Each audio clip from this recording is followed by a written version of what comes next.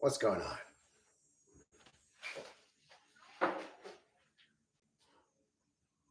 Oh, it's my water bottle. Haha. It's my water bottle. This is a wild flow, yo. We don't know where this one will go. We've got to grow. When it's time to grow, we've got to flow. When it's time to flow. Wild flow. Deep inside. You don't know where you're going to hide because more to you than you might expect. It's time to recollect. It's time.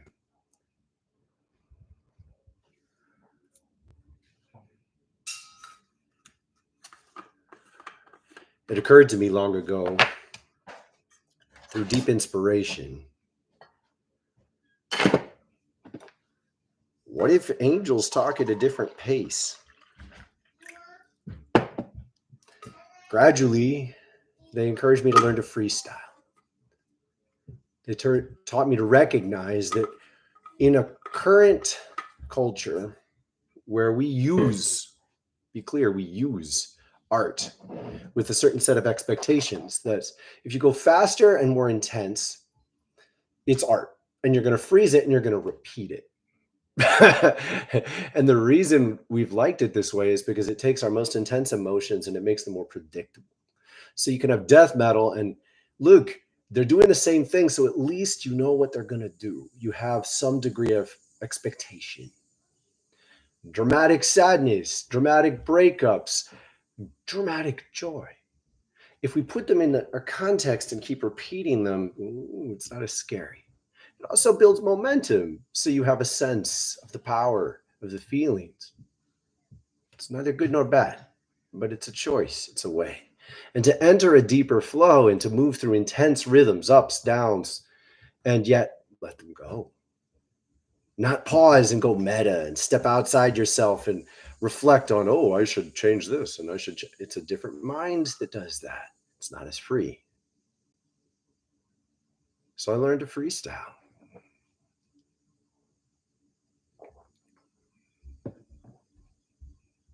Played a crucial role in me getting through to Thoth. This week, I'm not going to predict where this is going to go. I've got an idea, but they told me don't be too clear. So I'm going to welcome you. Ryan, I'm so glad to see you. Emiliano, Jonathan, it's good to see you being here regularly. I appreciate your spirit. Sarah, good morning. Sarah's on the West Coast. She got up for us. Bless your heart. Sam, so glad to see you. I'm glad you're here. Corey, good morning. Anthony, I was hoping you'd be here. Yesterday I was thinking about you. Thank you so much. Dungeon Crawler, thank you. Thank you for being here. I hope you'll join us during the meditation afterwards. After this, 11 o'clock, we still have a live link on the website, wildflowerfire.com. Community, there's a link to the meet that we share at 11 o'clock. Please consider it. Bobby, bless you. I'd like to say in advance, thank you for those of you who click like already. I appreciate it. So much, so much. I'll begin at the most important part. Last week, while I was editing the video, it is time, the greatest human secret, I cracked open. I felt the guidance of Thoth's temple. It's a we. There's many beings, and to be surrounded within them is an incredible experience. And it's increasingly becoming normal for me. But every time, if I resist one of the core elements of their guidance, it's like I'm making a choice. I'm not ready to be so present. And in this case, they said, let it flow. I cried like I haven't in years. And then they encouraged me to share. And so I went on the sanctuary and I recorded it, and it was really raw. I didn't want to. It's like too personal. But I needed to make the link, and it made it flow even more deeply. Thank you for those of you who witness in that. And thank you for those of you who get it. The link we made last week will retain. Today, we're going to discuss the extraordinary challenge that it takes to stay in tune with the divine earth. Let's be clear, for the next 50 years, we're still going to be in a significant transition time, but the next 10 are going to be the most difficult. There's a progressive shift into the age of Aquarius. And in the transition, we got to be at peace. We need to be present in a way that consistently rests in our heart. But you can't rest in your heart if your heart sees grief and you don't grieve. You can't rest in your heart if your heart needs to grieve and you won't grieve. And as soon as you go out of tune with your heart, you lose divine connection. There are no two ways about it. You could keep your mind with the ideas, but that's like, I mean, it's not even as good as holding onto a rope attached to a wild jet ski. Like, it's not even that good because you don't even get to move with it. It just, you aren't going to be well if you try to tune to divinity with your mind, but you won't do it with your heart. So we're going to do a pause. We're going to do this quick. And I really encourage you to do this with me. I want you to increasingly consider it normal. One breath in each chakra through the key ring. You don't know this pattern, memorize it. It is the most fundamental way to tune with Thoth. Deep breath in your heart. We'll do several before we move to one per chakra. Don't worry if you lag. Feel your rhythm, but just follow the changes. I shift on the exhales. Experiment. I have found it works better.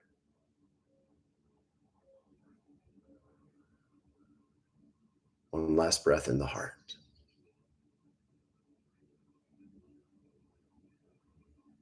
About 5 seconds. In and then out. Out. Halfway through, shift to the crown. Complete the exhale. In.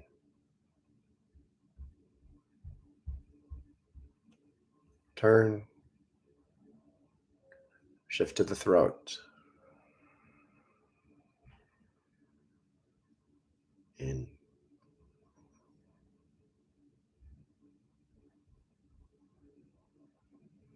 Shift to the sacral.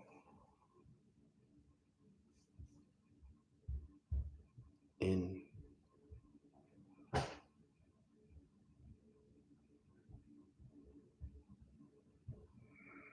Shift to the nose tip.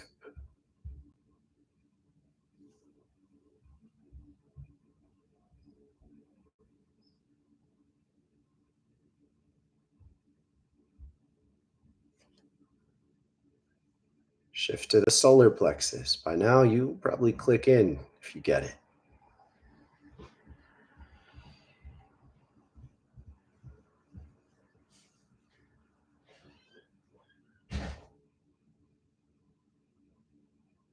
Shift to the diamond eye.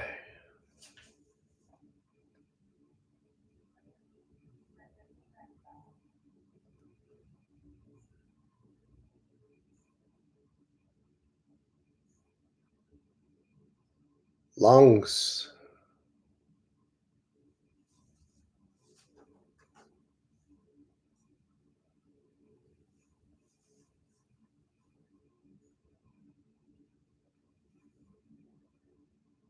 Root.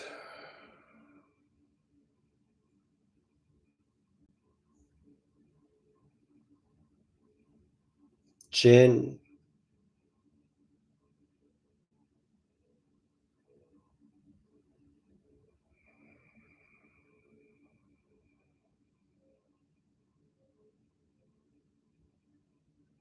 Navel.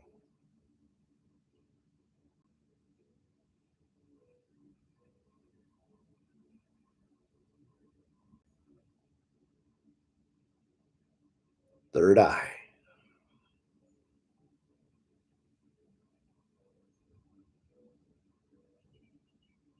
Heart.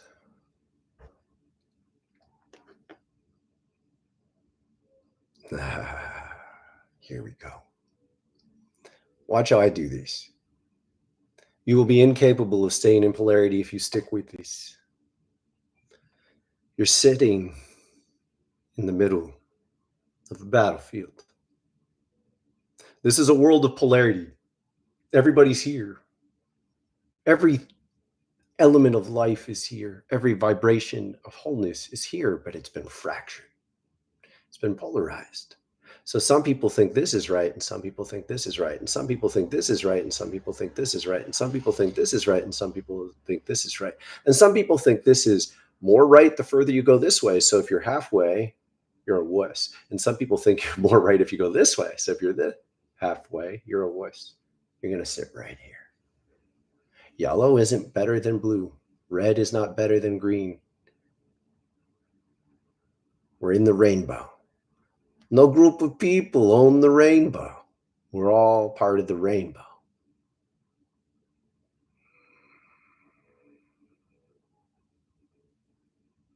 Breathe in your heart and respect. Watch how we do this. What is Gaia doing?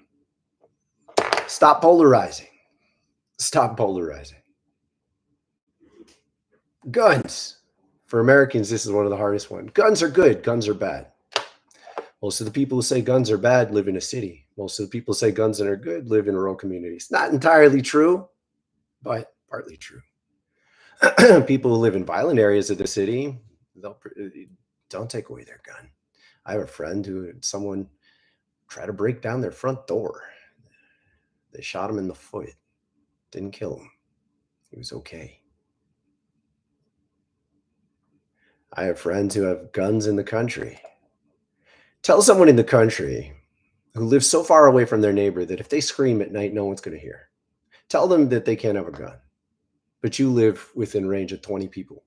If I scream at night, 50 people would hear me. 50 people. Need for a gun is very different. Cops could get to my house in 5 minutes. So when you negotiate this issue, just realize, protect the middle. Now, 2% of the Americans own 50% of the guns. That's obviously absurd. But those 2% scare the other 98% into the fear that their gun will be taken away. Take away someone's gun when if you scream at night, no one's going to hear you. A bear tries to break down the front door. Now, yes, there are ways you can learn to mitigate these things. Bear spray. Learn to talk to the bear with your spirit. Most people aren't there yet. Set it down. Abortion. Abortion is a devastating experience for everyone I know who's ever experienced it. Devastating. We seem to have forgotten that. We seem to not recognize that.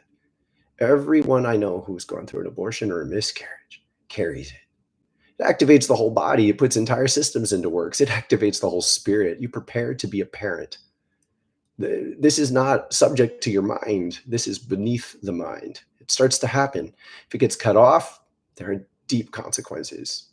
Yes, the spirit bonds with the body. The spirit bonds with the body slowly. It's not instantaneous.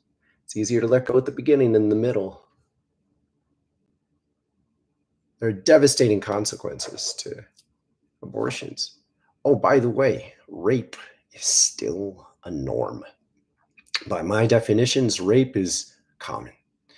Rape involves consent. We don't even know what it would feel like to live in a world of full consent. Full consent looks like this. This is the standard that you need to embrace in order to just access the consciousness that you're already looking for. It's practical. You need to look at the foundations. You need to get your foundations right. Full consent means if I say no, I'm no fear. No one's going to guilt trip me. No one's going to keep pressing me. No one's going to question my reasoning. No one's going to make me explain myself. I just get the right to say no. I don't want to share that. That's what full consent looks like. High standard. So in a world where rape runs rampant and like awful, straightforward dude hiding in the bushes rape is still way too common. Common enough that find me a woman that doesn't worry walking at dusk. Men don't understand these things in general, but you can learn to listen. So in a world where a woman might be impregnated against her will, no fucking way are you going to take away their right to end that. It's a hierarchy of terrible choices, but you have to stare at them all in order to solve the problem. And that's not currently what's happening. So we're just doing this and not having real conversations because it's so difficult to live in the middle. One more, give it to me. Give me a tough one. Give me a tough issue that's polarized. Watch what any tough issue. Come on, people. Come on, people. Drugs. For heaven's sakes. We were given all of these substances. Do you really think they work so deeply with the body for no reason? It's some random impact of evolution? It's not. They were actively given to us. If you concentrate the active substance, the active ingredients, you can fry your circuits. If you use substances to avoid your pain and never face your pain, you'll get addicted. It's terrifying.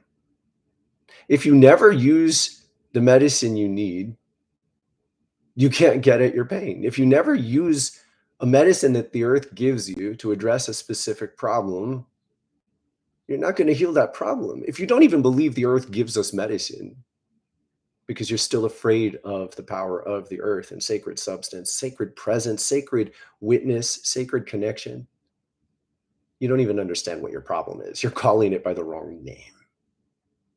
Oh, there are active gifts from the earth that teach you these things as well. Use them too much, though, you'll fry your circuits. You won't be able to function. You won't participate in the world. Live in the middle. Live in the middle. Live in the middle.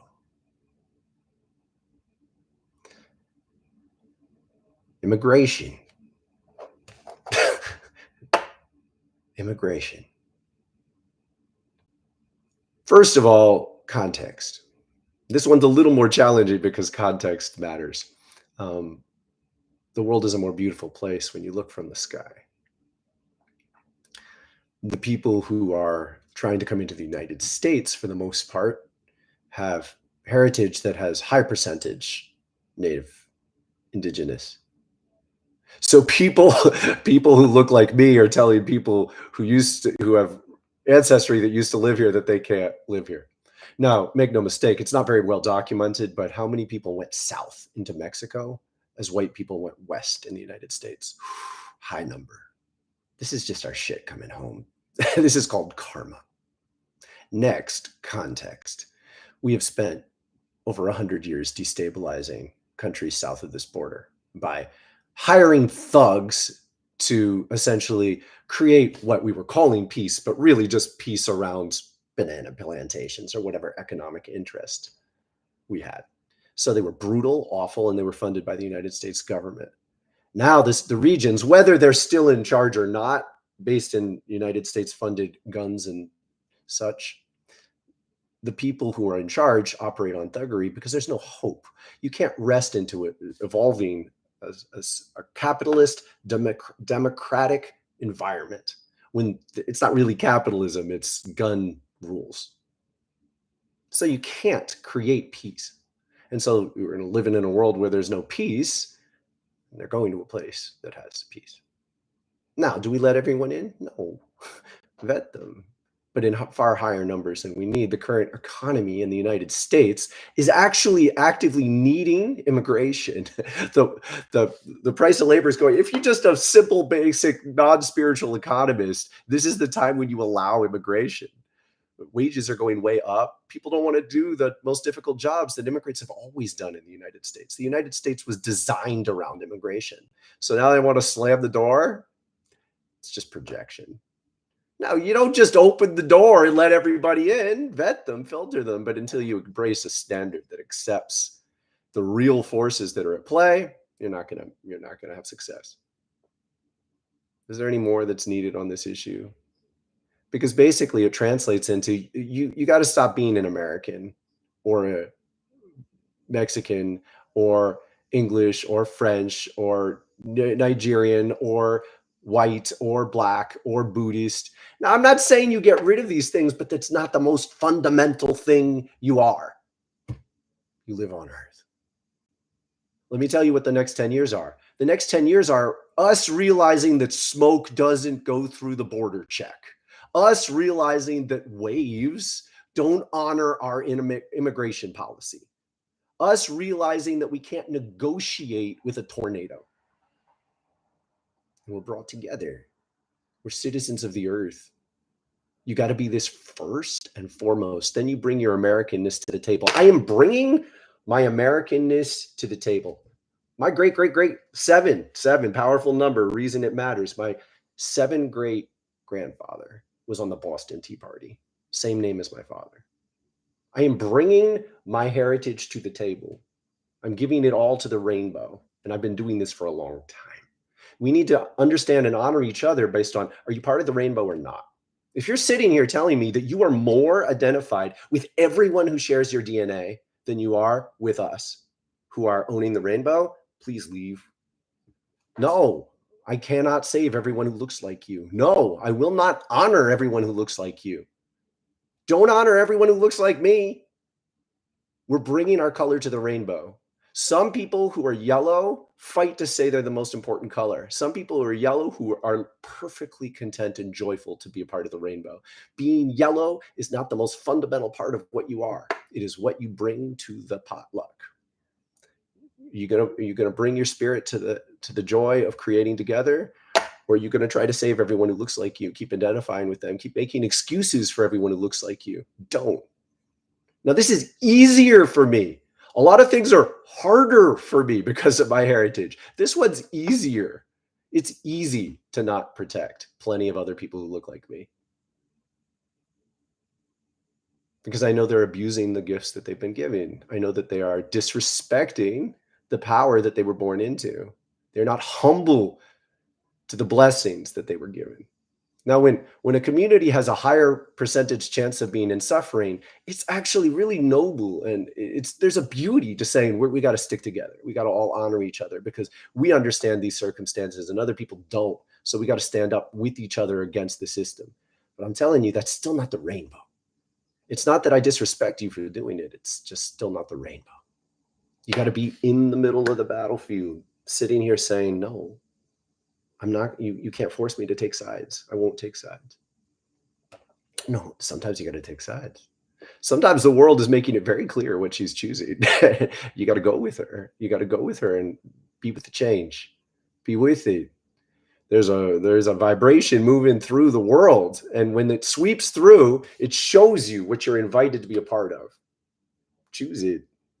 If you resist it, you're going to suffer. If you choose it, it's going to show you what you need to do, what you're invited to become. But you have to keep going into the middle of the battlefield and you sit down. It's terrifying, but guess what? You start to release your identification with the world of polarity. And so the bullets stop hitting you. It hurts at first because you are not fully gone. You're still in polarity. You're still in polarity. You're still in the karmic ocean. That's how you're tuned. But when you commit to transformation, every time you get hurt, you say, what do I have to learn? What am I still doing that anchors me? Are you not walking away from a community or relationship that you really need to leave? Well, that's more than a spiritual analogy. You're not letting go of who you've been in karma. Are you not staying with a responsibility you've been given? You see, you don't get to just say, hold on to this thing and have it guide you through everything. No fear. Oh, no fear. Fear is false evidence appearing real. Well, sometimes fear is suggesting you not stick your hand in that fire because you'll burn your fucking hand. It's more challenging. This is multi-dimensional reality. You don't get these one-dimensional vectors to say, I'm always going to navigate life this way. I'm pro-capitalism. I'm pro-libertarian. Capitalism is not all bad. Capitalism is not all bad. You know what happened before there were regulated market economies? Look, we have terrible regulation. It's manipulated, it's abused, it's bribed with violence and force. Nonetheless, do you know what happened before then? Thuggery. Might makes right always won. When they started introducing capitalism, at least feudalism started to deteriorate a little bit more. You didn't have to give all your potatoes to the Lord. So understand in context. You think you fell out of a coconut tree? Understand yourself in context. You're dropping into a world. You don't get just get to say capitalism is all bad. Bullshit. You oppose all the billionaires? You're ridiculous. Half of them are much more likely to help than hurt you. Half of them are perfectly open to funding good ideas. They want to. They just have a clear understanding of the skill set they bring and their resources, and they want you to be able to sustain it. Now, they're not amazing people in every regard, no way, but they're not your enemies. You can't make these simple designations and be at peace because they're not accurate. You want to be in the rainbow? Sit down. Listen to the vibrations, because the vibrations show you. The vibrations show you.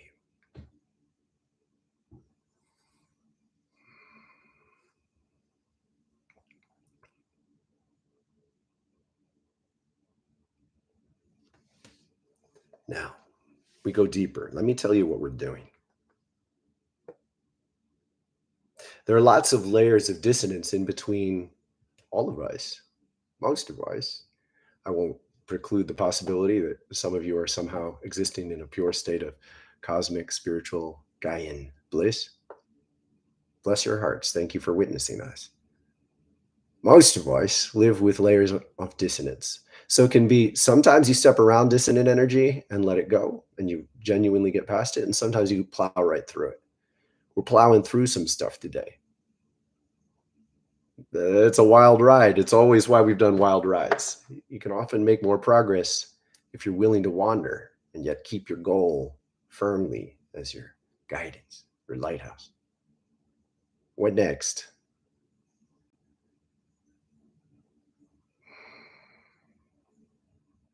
Sex, drugs, and rock and roll were great when there was too much violence in the world and Americans thought that they were the best thing on the planet. Look, when you are simply the moderately more reasonable thug, that does not make you a good person. That's basically America, in my opinion. We won World War II as the moderately more decent thug.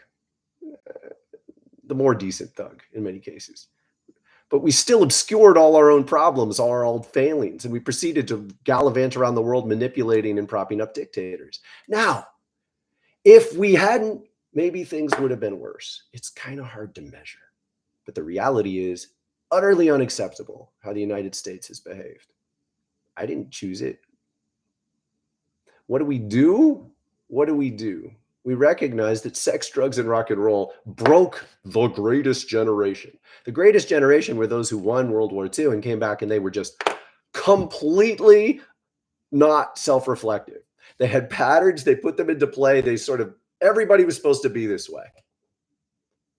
So sex, drugs, and rock and roll broke that. But you know what?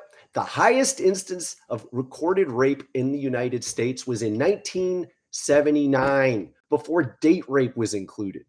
You know what happened in the 70s? Fucking nutso. So many people got hurt. Have you ever lived in an old hippie community? They hurt each other so much, competing over mates. They fried themselves. They fried themselves. Does anyone seriously believe it's okay to just keep doing drugs? Let me tell you something that might surprise you. This is a very grounded, wild ride, people. I was in California when Kamala was Attorney General. I felt deeply that she and Arnold collaborated to do a great job making cannabis legal. I was on the edge. I would get in a car because that's who picked me up. And they said, we're going here. I would do it. And I'd end up at trim shops. Nice houses with a lot of money, deep in the woods. Nobody could hear you. 20 people showing up. A lot of these characters were not particularly ethical, and they were given a ton of resources. You know what I watched Arnold and Kamala do? They took down the right people. How do you control a scene like that? You specifically tear down the people who take it too far in the wrong ways. All I can tell you is I started watching the right people fall. and it sets a tone. It creates boundaries. This is how you have to handle a system. You set boundaries. You can't just say, go pot. Do you know what it looks like when someone smokes pot all day, every day, indefinitely? It's not, this is not an admirable existence. That is not sacred respect. But you know what? You know what it looks like when no one ever works with the gifts of the earth. You know what it looks like when people judge those who use the simple gifts of the earth, and yet they go to a hospital and they take pharmaceutical drugs that are basically the manipulated components lacking the balancing substances in active plants.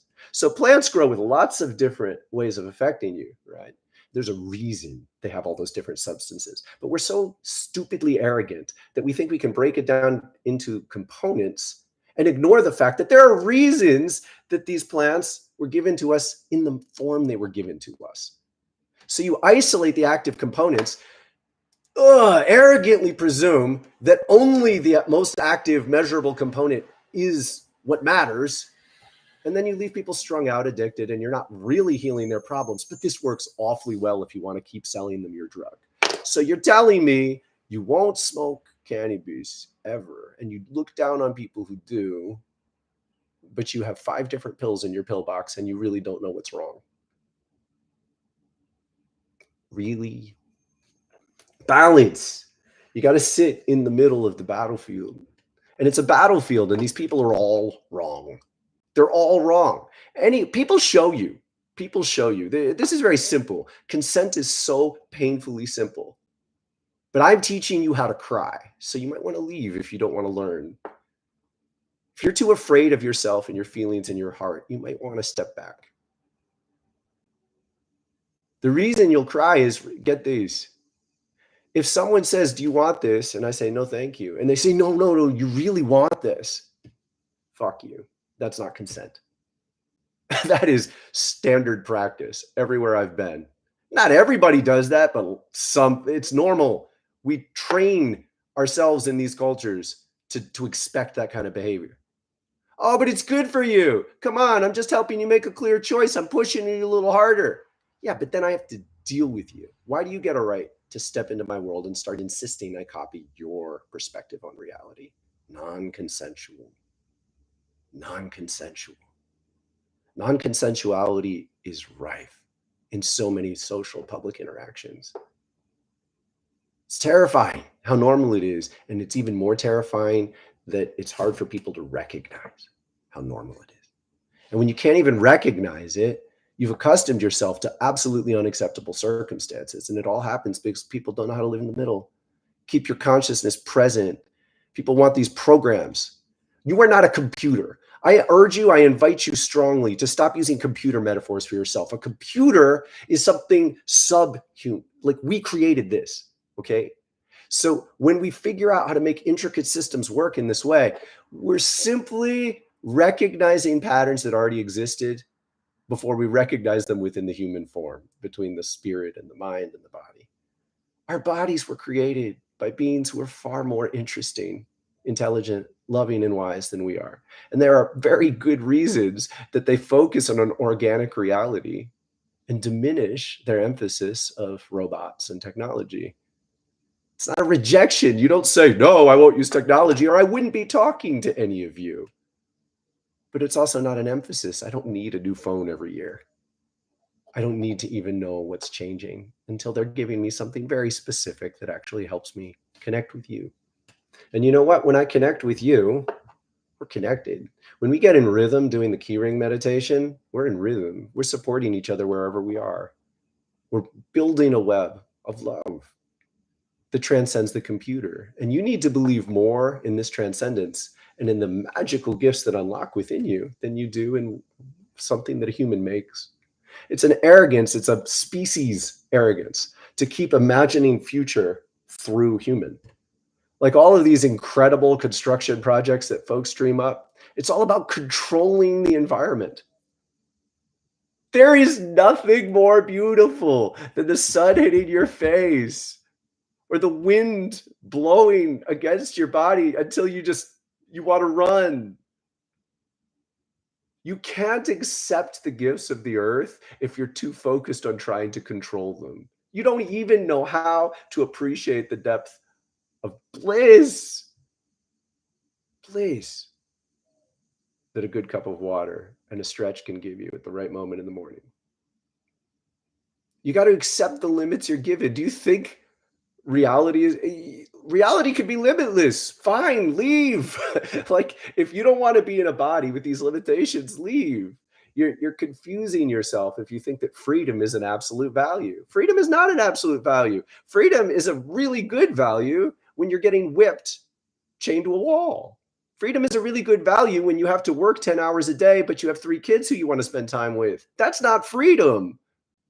It's closer to something else, though I won't belittle you by using the same word. Freedom needs to tune in to the middle road, to what it is, to you being in your heart. Freedom is the right to live your truth. Your truth is not questioning being in a body.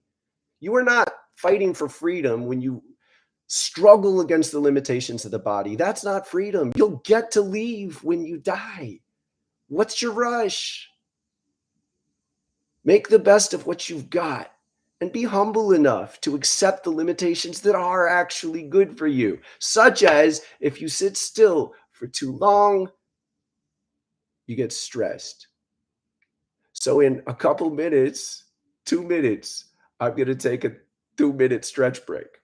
And I encourage you to get up with me. Normally, I'm too spontaneous. It's not fair because maybe it's too much of a jolt. Today, in 2 minutes, we're going to do it. Here we go. Who is here? Dungeon Crawler.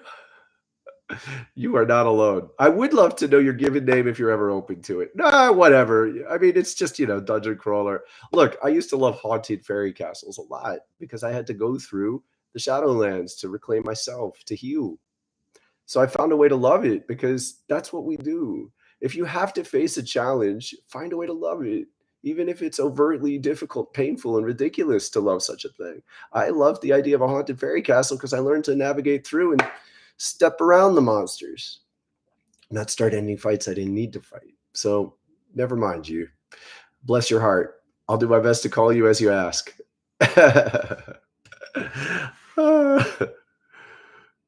All right. Stretch break. I choose a challenge. I encourage all of you to have a challenge you're working towards. Could even take a year to get there. I'm working on getting my forward splits going. So let's see how I'm doing.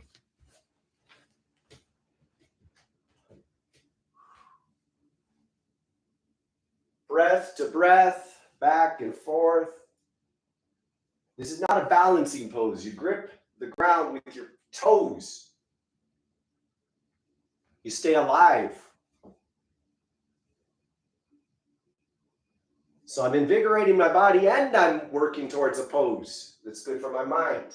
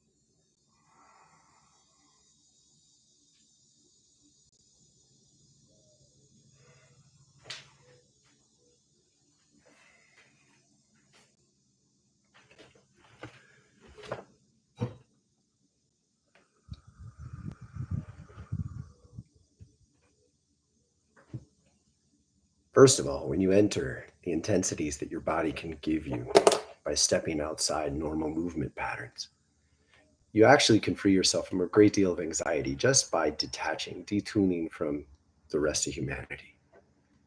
If you do a stretch in a room where no one is stretched for days, you will detune from the latent, stagnant energy that's there all the time that people don't recognize.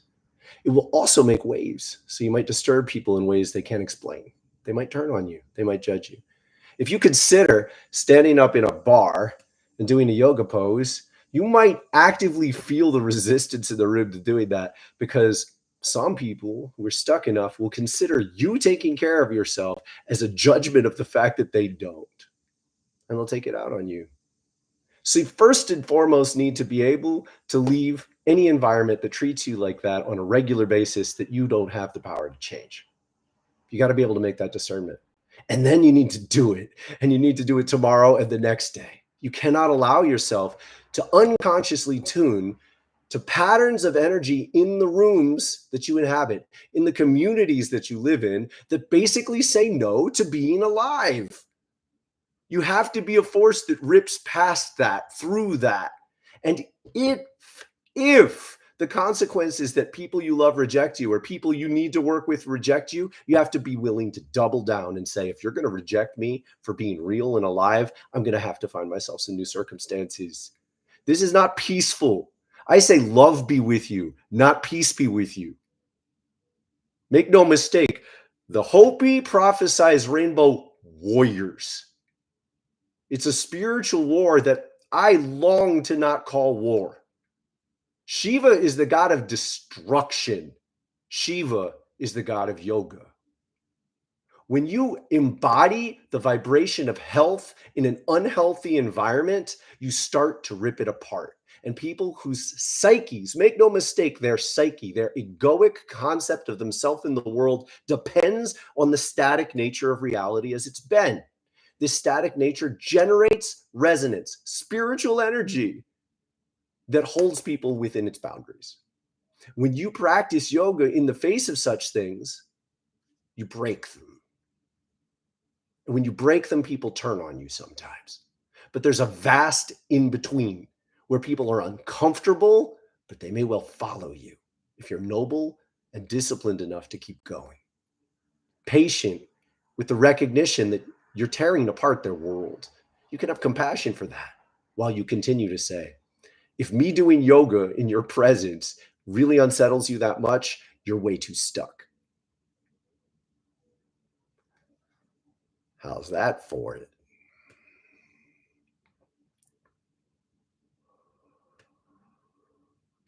All right, folks. Next level. We got 15 more minutes. If you got any questions, time to throw it out, but I'm not going to catch them all. People, I want to say a couple things. I'm getting so much communication now that I'm some of it's slipping by. This makes me nervous to expand more, but that's where the energy is going. I certainly want to, and I also, my heart breaks when people share your heart, your truth, your love, your hope with me, and I'm not present for you in a way that works. But my eyesight is challenged. I get tired reading quickly. I miss some of you. Yesterday, I got several beautiful emails that were very long, and I couldn't read them all, and it hurts. But at the same time, it hurts to read them. Please understand that. So I need some help. I need to somehow have some kind of, we're going to have to change this. Sanctuary members, if you are drawn to these statements, please consider joining a circle, a conversation. We'll talk about how to do it. But I want you all to know, if I have missed you, I'm sorry. I don't intend to. And we're going to have to make this more community-based, because it can't all go through me. I'm a bottleneck if it does, and my brain might explode.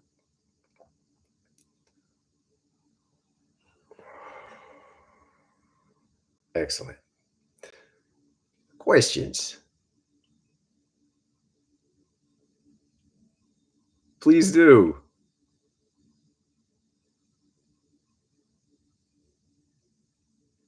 Yeah, thank you, Alora. Very, very true. And it has helped.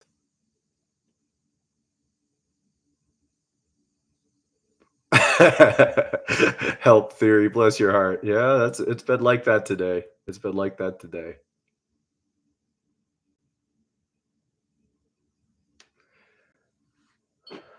All right, people.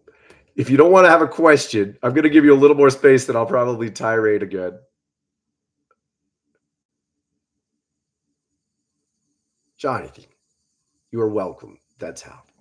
The sanctuary is here to help people establish your own personal practice and to generate community that gives us hope and trust with each other so we can take the pressure off those around us who aren't ready. Because the reality isn't a polarization. It's not as simple as if people don't like you, leave. If people are uncomfortable around you, leave. If you get what you need in a lot of deep ways, you have more patience for other people's reactiveness and discomfort with your progress, with your awakening. So the sanctuary is a space where we're pulling together, we're sharing support with each other, and a lot of extra teaching. I do much more question answering, specific question answering. There are videos there that I can make yoga demonstrations, and I challenge everybody, get this yogic practice going. Make no mistake, this is an ancient practice that it is easily best to start as calling it yoga. Much of this was Egyptian as well, and we're emphasizing a different kind of movement. So there's unique attunements going on here. You need a spiritual practice to cope with your awakening. If you want a different kind, by all means, this is the best I know. It comes from an incredible range of really good teachers. And so what we share in the sanctuary is a space where we can both honor the flow of energy as it awakens with our mind, with our hearts, and with our bodies, and reinforce how can you take your personal challenges and translate that into work you can do in a practice that empowers you to handle it even better. You are welcome with us.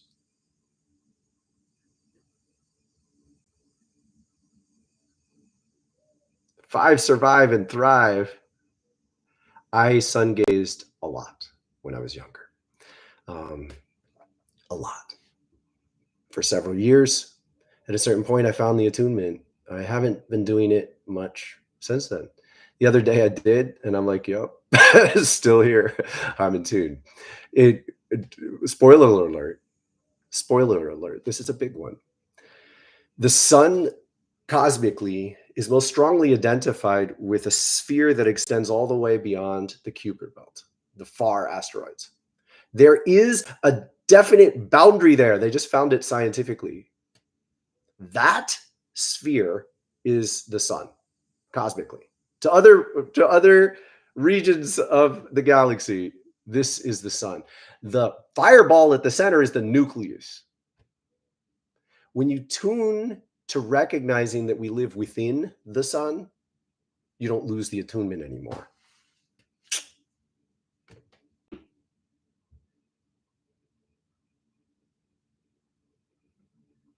Oh my goodness. All right, ready? Ready? There's something. There's something. I don't even know what it is yet. Feel it vibrationally first.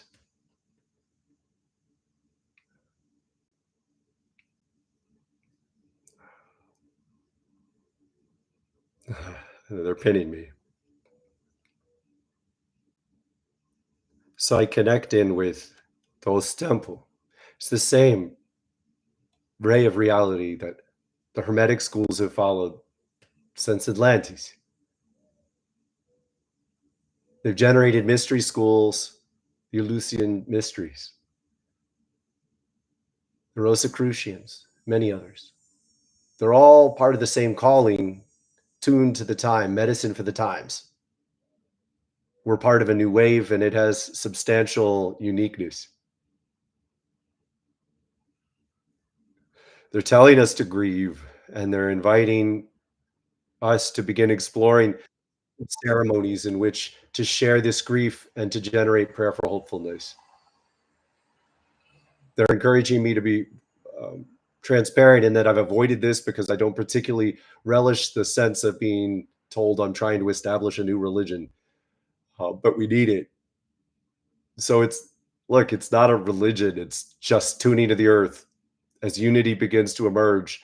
But we need to explore more sacred ceremony. We have many of the pieces, but it's about adding more layers, music.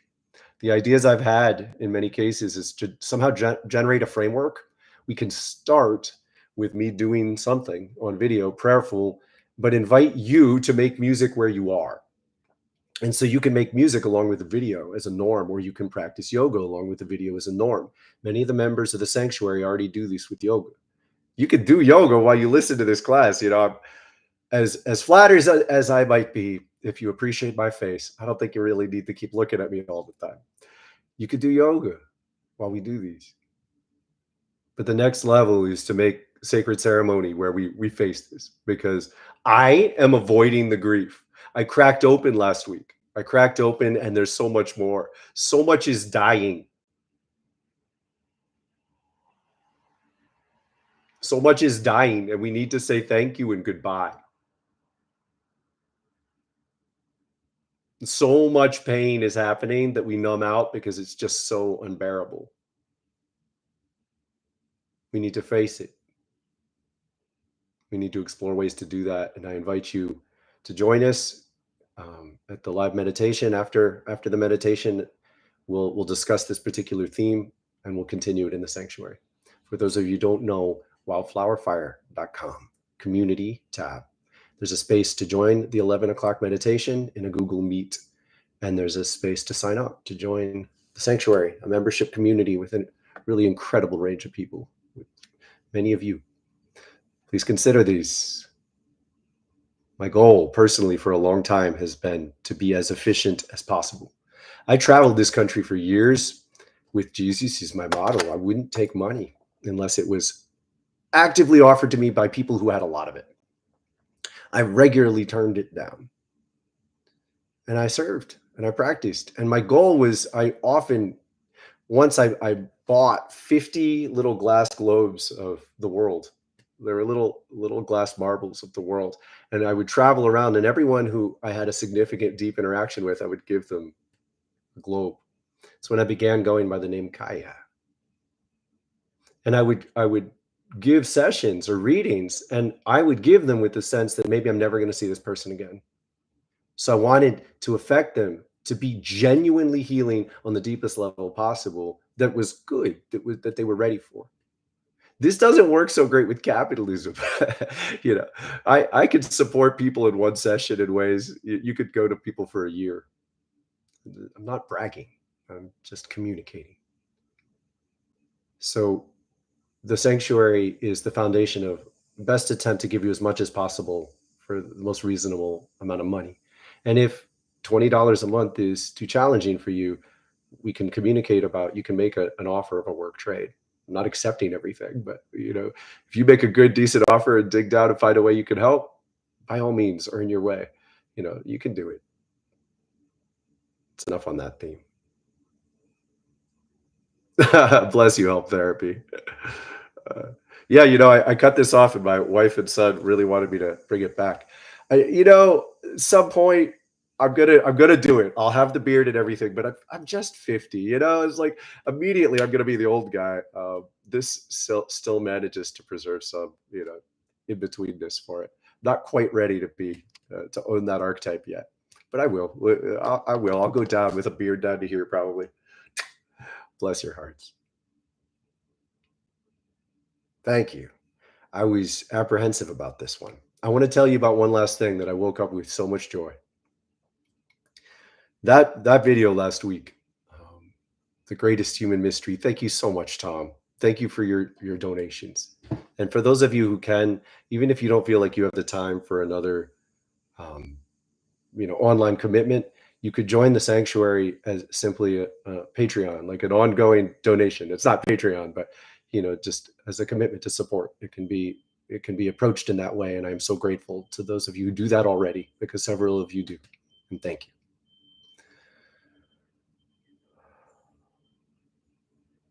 So the sages gave more than one sacred gift to every community. If you watched the video and studied it, there was a lot communicated in the imagery, but it was simply the best I could do with the AI. So in general, they were giving multiple seeds to establish ecosystems. Some of them were coherent, some sacred plants spread throughout the world. And there were many in each region. And one of the best correlations you can explore is the way in which certain plants mirror the parts of our body they support. There's a beautiful range of people are getting excited about this. And if you connect it to a trust that we were designed this way, that sacred Atlantean sages seeded the fruits and vegetables that take care of our bodies, and they were all designed to fit together. Celery supports the bones, walnuts support the brain, tomatoes support the heart, ginger supports your stomach, and many more. Explore it. It's beautiful. Particularly if you have any conscious challenges with any organs, carrots support the eyes. Slice it. Looks like an iris. It's beautiful.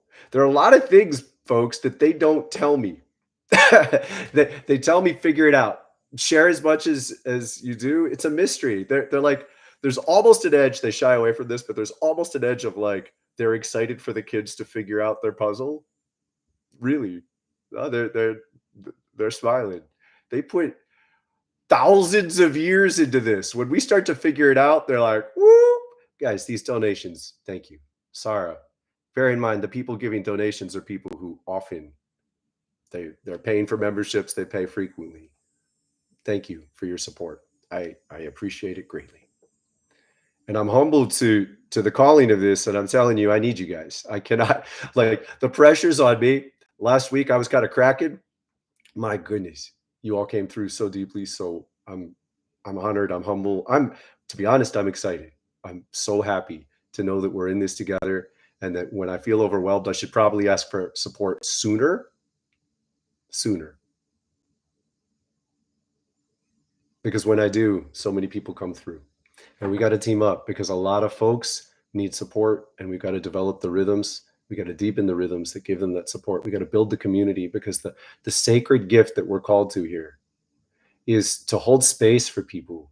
Many of you are like the one crazy person in your community, right? You have to bear that. You're the beautiful, crazy person. For how many people is this true? It was certainly me. Like, people love me. They loved me. They really appreciated me, but they didn't trust me. It was so painful. And when push came to shove, they doubt me in a way that really ripped right into my heart. I needed support that I didn't know existed. This was before YouTube, back in the day. I needed support that I didn't know existed. We could create this support for each other. And when we get the basic support, to really center in the fact that this is not only are we well, we're more well than most people. We're waking up and healing deep wounds that most people are just numb to and bearing all the time. This non-consensual, abusive world culture that we live in, when you start to wake up and see how wrong it is, you start to be more erratic, a wild, flowing spirit that sometimes you have dramatic reactions. You get triggered. You overdo it in a party. You overdo it at the dinner table. You spontaneously need to leave. You do things that people react against. And they use those things to designate you as not trustworthy. Yeah, you're beautiful and interesting, but I don't think I can trust that. Remember when they did that one thing? When we support each other, you become inoculated against that. You learn not to tip over the table when it's genuinely going to come back to haunt you, because you have enough support and love to reinforce yourself, to stay true, to go into your center, to read the environment, to recognize what will and will not work, to step around challenges and problems when genuinely it's not going to get better when you start a fight, even though you know you're right. You learn to be precise and pragmatic about how you awaken yourself in the world and make choices to stay tuned to what's most healthy. And when you know you have a certain foundation of support that we are offering, you can react differently to your friends and family who you still love. They think you're a little crazy, but you also love them, and you can convert them in time, but you can't do it if you don't have more support. That's why we're here. Much love, peoples. I'm tuning out. We're getting ready to hop on over. Thank you. Thank you. I thank you. By the way, we're never gonna survive unless we get a little crazy. Oh no, Never gonna survive.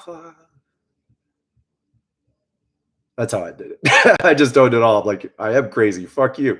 Like, this world needs crazy awakening. We got to enjoy it too.